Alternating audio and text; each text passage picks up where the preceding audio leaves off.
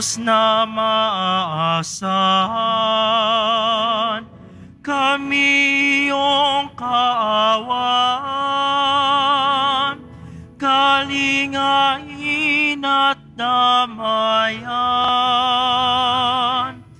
Alleluia,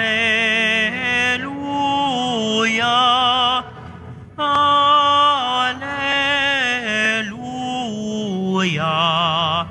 Alleluia,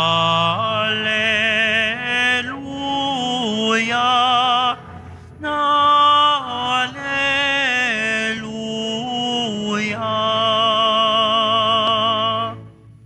Sumainyo ang Panginoon At sumaiyo rin. ang pagpapahayag ng mabuting balita ng Panginoon ayon kay San Lucas. Papuri sa iyo, Panginoon. Noong panahong iyon, samantalang dumaragsa ang libu-libong tao, anupat nagkakatapakan sila. Nagsalita muna si Jesus sa kanyang mga alagad. Mag-ingat kayo sa lebadura ng mga Pariseyo. Ito'y ang pagpapaimbabaw, walang natatago na di malalantad, at walang nalilihim na di mabubunyag. Ano mang sabihin ninyo sa dilim ay maririnig sa liwanag, at ano mang ibulong ninyo sa mga silid ay ipagsisigawan. Sinasabi ko sa inyo, mga kaibigan, huwag ninyong katakutan ang mga pumapatay ng katawan, at pagkatapos ay wala nang magagawa pa.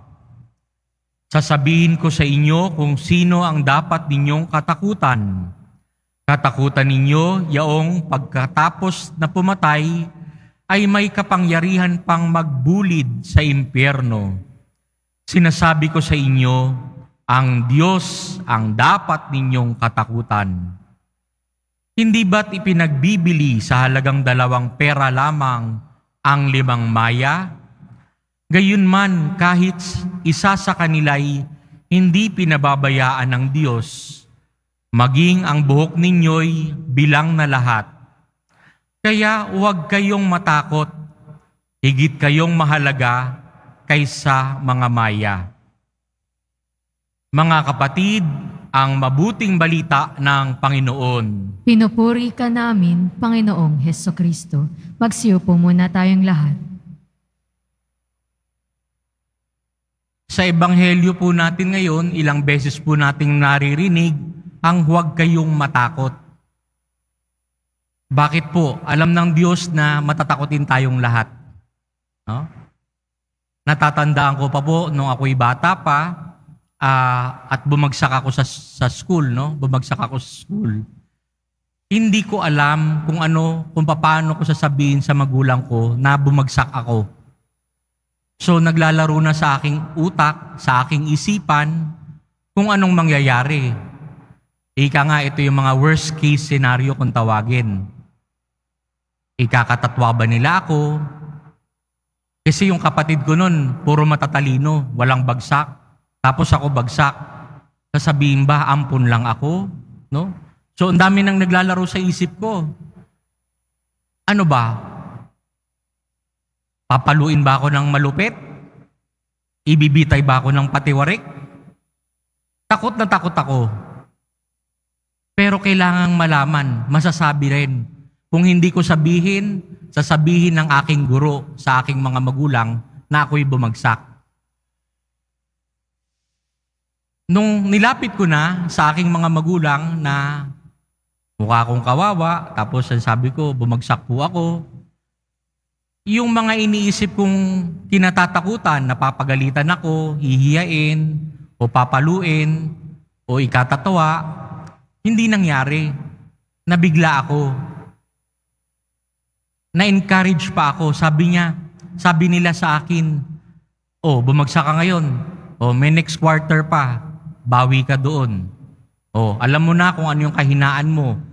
Pagtuunan mo ng pansin, mag-aral ka doon. Kaya mo yan.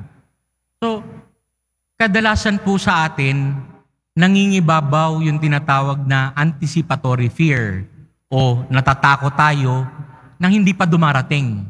Ang dami na nating iniisip. At minsan, itong takot ay nakakaparalisa. Minsan, hindi ka makagalaw. Hindi mo na alam kung anong gagawin mo. Pero ilang beses sinasabi sa atin sa Ebanghelyo na huwag kang matakot.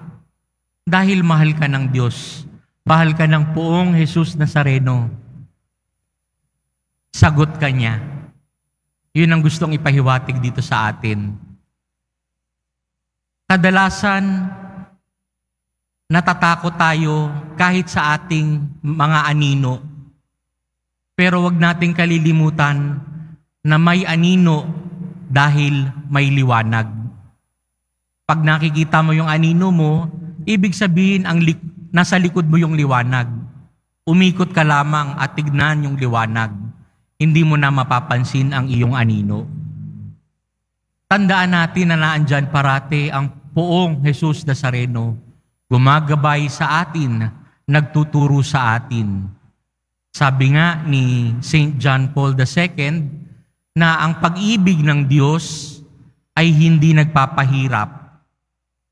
Kung sakaling may paghihirap o pagsusubok tayong nadaranasan, ito'y binibigay sa atin dahil alam ng Diyos na malalagpasan natin ito.